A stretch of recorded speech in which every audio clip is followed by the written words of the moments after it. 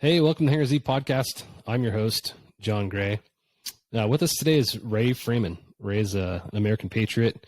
He served in the U.S. military for quite a long time, is currently living in Florida, and is an EMS pilot for Air Methods.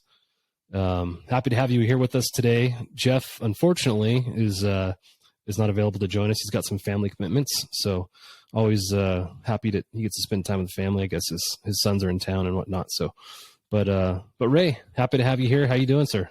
Welcome. Welcome. Thanks for having me. I really appreciate it. Get my nerves out early.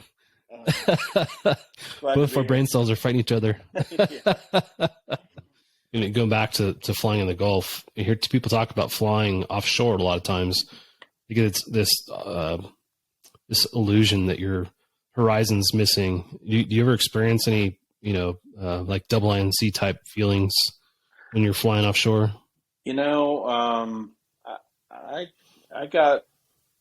I scared myself a couple of times, and a lot of it just had to do with that rapid building sea fog or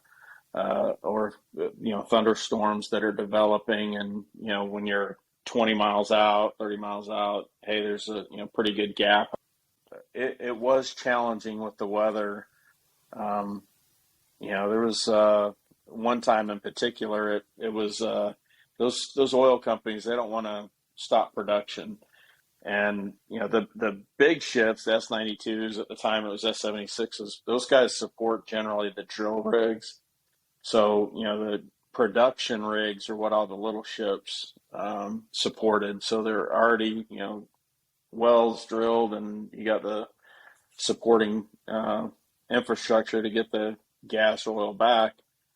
So those guys, they don't want to stop that production. And, you got hurricanes coming in, and there was one, right at the end, the company didn't want to shut it down. So I'm out there getting the last group of guys off, and, I rolled it to idle, mistakenly rolled it to idle on top of a helipad, and I started scooting back, just at idle. The aircraft wouldn't stay on the platform, so I rolled it back up and kind of had to fly it while we were, into the wind, and to keep it on the platform. The guys, jump in, and we're coming back, and we're going through already the first bands from that storm and having to go back through them.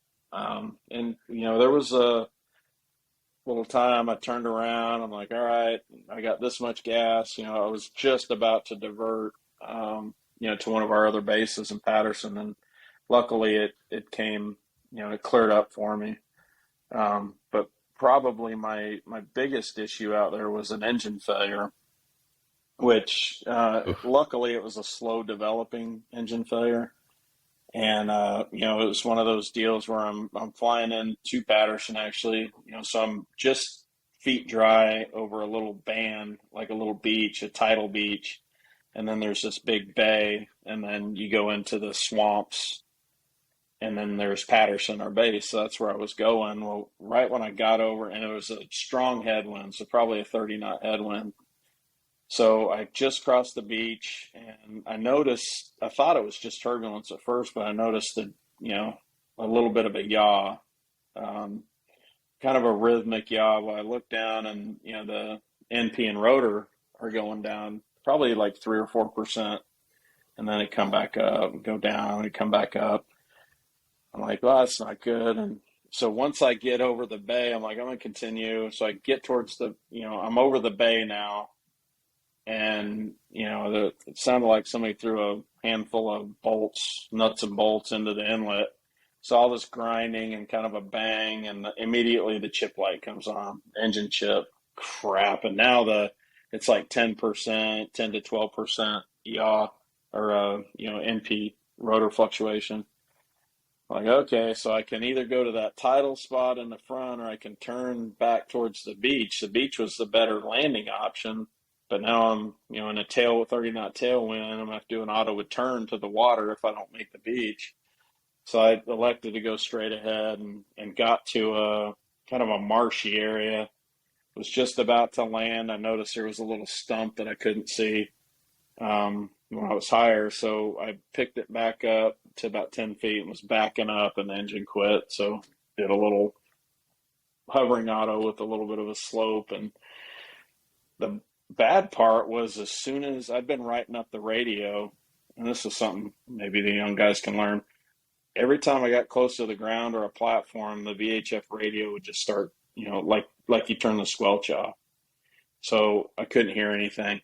Well, as soon as that, that handful of nuts and bolts and the bang and the chip light, it was nothing but squelch. So I was making calls, but I didn't know I was getting out. Luckily, there was a 407 behind me, heard my calls, and he came in and checked on me. And then, so he went to Patterson, picked up a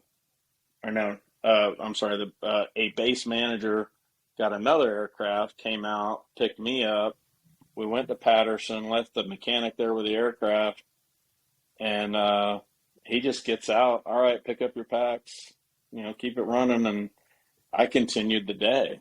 And, there's a couple learning, things here, but, I passed the aircraft on the way south.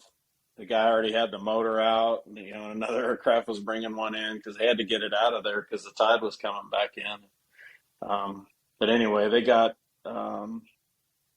it out in time. But later on that day, a friend of mine called me, and he's with the FAA now. He called. He's like, "Ray, what? Heard about your issue. What'd you do after? Blah blah blah." So I told him the story, and I said, they so and so brought me an aircraft, and I continued to fly all day. He's like, "You had an engine failure, and they let you fly, And so looking back at it, there was a few things after that incident that I was missing, radio checks or whatever, just because your mind's not on it. So, if you have an issue like that, be strong enough to say, "Hey, I probably shouldn't be flying." I really didn't think about it. But, and the second thing is, don't accept, could not duplicate. If a radio's having that issue, they said it was I forget what number of bearing, but it was a bearing that was failing, and that I forget what they called it, the sympathetic resonance or whatever that was causing that issue with the radio. And they just kept signing it off because they'd get on the radio when it was on the ground and it was fine. But anyway. Yeah, there's two things I want to touch on there. One is on the last topic of conversation, the HUMS technology that's becoming more prevalent now. I think that's really interesting. And, I think the idea is that it'll prevent situations like that from occurring because you're seeing the data that otherwise you'd only get from a chip light, the technology that is coming from that and the things that I think that's going to help us avoid going forward, I think are huge. But going back, when you talk about critical incidents, and I think every industry is guilty of this in public safety, whether it's the military, law enforcement, fire, EMS, and you go on a critical incident, and I guess each industry has to define what that critical incident is because for each one it's different, right? For EMS, you guys are flying critical patients all the time, what you can consider a critical call. But in law enforcement, a good example is, you got an officer down, you put the ship down, you package up that deputy or officer up, and you fly him to the hospital. Do you really think that as an officer, you should be a pilot, you should be flying that ship back from the hospital to base? Like, I think we need to really challenge and look at what we're doing and come up with some answers to those questions, because I feel like we probably shouldn't. Right. When you talk about distracted trains of thought and some of the things that can cause accidents as a result of those conditions. I think we really should evaluate that and make that a topic of conversation going forward. Sure. And we're all, or not all, but most type A personalities, you don't want to admit that, no, I can't fly. I'm good. And, and that's where the policy stuff should come in. Yeah. Yeah.